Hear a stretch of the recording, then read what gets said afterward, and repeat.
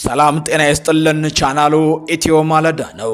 አብን ትላንት አመሻሹን ባወጣው መግለጫ የፋኖ ኃይሎችን አጥብቆ ሲቃወም መንግስትን ደግሞ ከምንጊዜውም በላይ ጥብቅና ቆሞለታል። ሙሉ መግለጫውን እንደሚከተለው እናስደምጣችኋለን። አብራችሁን ቆዩ። መግለጫው እንዲህ ሲል ይጀምራል። ከአማራ ብሔራዊ ንቅናቄ አብን በወቅታዊ ጉዳዮች ላይ የተሰጠ መግለጫ።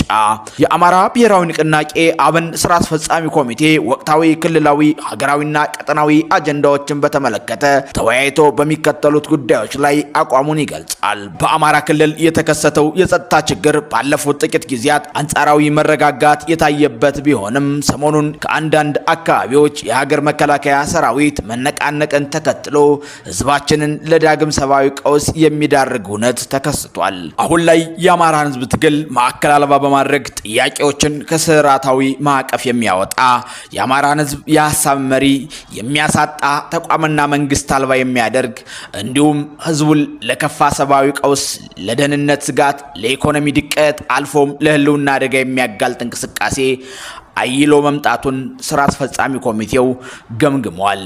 እየተካሄደ ያለው የትጥቅ እንቅስቃሴ በኢትዮጵያና በህዝባችን ላይ የሚጋሩት ጠላትነት ያስተሳሰራቸው ኃይሎች አንድም የአማራን ህዝብ ዘላለማዊ ረፍት የመንሳት ዓላማቸውን ለማሳካት፣ ሁለትም ሀገር ለማፍረስ የእጅ አዙር አመራር የሚሰጡበትና የሚሳተፉበት እንዲሁም ክስተቱን ለኢኮኖሚ ዓላማ የሚጠቀሙበት አካላት የተሰማሩበት እየሆነ መምጣቱን አብን ይገነዘባል።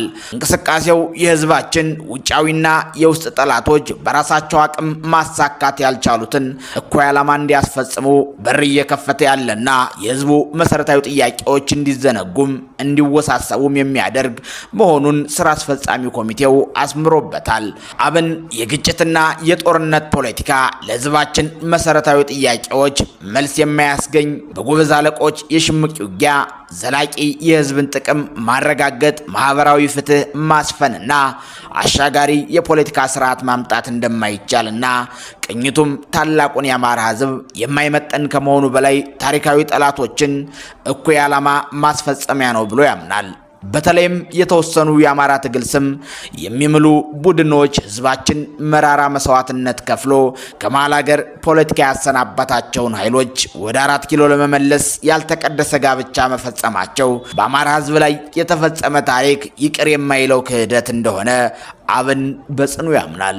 በመሆኑም የአብን ስራ አስፈጻሚ ኮሚቴ የሚከተሉትን ድርጅታዊ ጥሪዎችን ያቀርባል። አንደኛ፣ የትጥቅ እንቅስቃሴ እያደረጉ ላሉ ኃይሎች በአማራ ህዝብ ስም የሚደረገው የነፍጥ እንቅስቃሴ ጠላፊ እጆች እየበዙበት ከመሆኑ ጋር ተያይዞ የህዝባችን ውጫዊና ውስጣዊ ታሪካዊ ጠላቶች በራሳቸው አቅም ማሳካት ያልቻሉትን እኩይ ዓላማ እንዲፈጽሙ በር እየከፈተ ያለና የህዝቡ መሰረታዊ ጥያቄዎች እንዲዘነጉም እንዲወሳሰቡም የሚያደርግ በመሆኑ የሰላም አማራጭንና የፖለቲካ መፍትሄን በመቀበል የአማራ ህዝብ ከዚህ የባሰ የመከራ ዶፍ እንዳይወርድበት ታሪካዊ ኃላፊነታችሁን እንድትወጡ ጥሪያችንን እናስተላልፋለን። ሁለተኛ፣ ለመላው የአማራ ህዝብና የክልሉ ህዝብ የአማራ ህዝብ ለዘላቂ ሰላም በህልውናውና በማህበረ ኢኮኖሚው ላይ የተረጋገጠውን አሁናዊ አደጋ በልኩ ተጋፍጦ ራሱን ከባርነት እንዲያወጣ እየጠየቅን ህዝባችን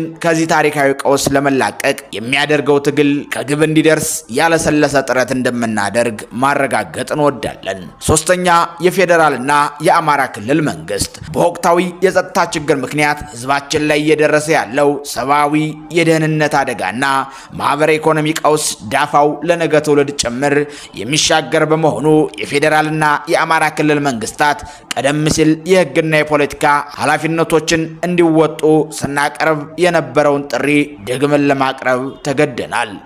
የክልሉ ወቅታዊ ሁኔታና እንደየአካባቢዎቹ ነባራዊ ሁኔታ የተመጣጠነ የጸጥታ አካላት ስምሪት አለመኖሩ እና የህግ ማስከበር ስራዎች መላላት ብሎም ህዝባችን የግጭት ነጋዴዎች፣ ደላሎችና የሁለት ረገጥ ካድሬዎች መፈንጫ በመሆኑ ህዝቡን ከፍተኛ ዋጋ ያስከፈሉት ሲሆን የፌዴራልም ሆነ የክልል መንግስታት ለጉዳዩ ልዩ ትኩረት ትኩረት እንዲሰጡት እንጠይቃለን። ለህዝብን ያሳተፈ የጸጥታ የደህንነት ትንተናዎችና የሰላም ማጽናት ተልዕኮዎችን በማጠናከርና ህዝቡ የራሱን ሰላም እንዲያስከብር ተቋማዊ የማብቃት ስራዎችን ለማከናወን ሰብአዊ ደህንነት የሚጠበቅ ኃላፊነት እንዲወጡ እንዲሁም የልማት ፕሮጀክቶችን ለማስጀመርና የመልካም አስተዳደር ስርዓቱን ለማሻሻል ለሰላም መስፈን መደላድሎች እንዲፈጠሩ እንጠይቃለን።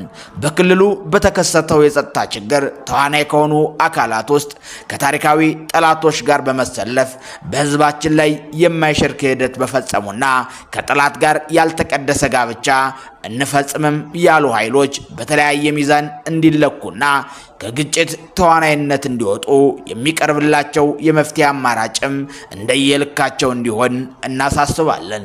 ሐመርኋ በልዩ ልዩ አካላት በአማራ ህዝብ ስም የተደራጁ የተለያዩ ማህበራት፣ የሃይማኖት ተቋማት፣ ሚዲያዎች፣ የኢኮኖሚ ልሂቃኖች፣ የሃይማኖት አባቶች፣ የሀገር ሽማግሌዎች፣ የዲያስፖራ ማህበረሰብ ወዘተ በአማራ ህዝብና ክልል እየደረሰ ያለው ሁለንተናዊ ቀውስ እንዲያበቃ የጋራ ርብርብ እንዲያደርጉ እንዲሁም ተናጠላዊ የሰላም ጥረቶችንም እንዲያጠናክሩ ጥሪ እናቀርባለን። የካቲት 3 2018 አዲስ አበባ ኢትዮጵያ። መልካሙን ሁሉ በመመኘት አብን ያወጣውን መግለጫ ሙሉን እንዲያስደመጥናችሁ ለዛሬው በዚህ ቆየን።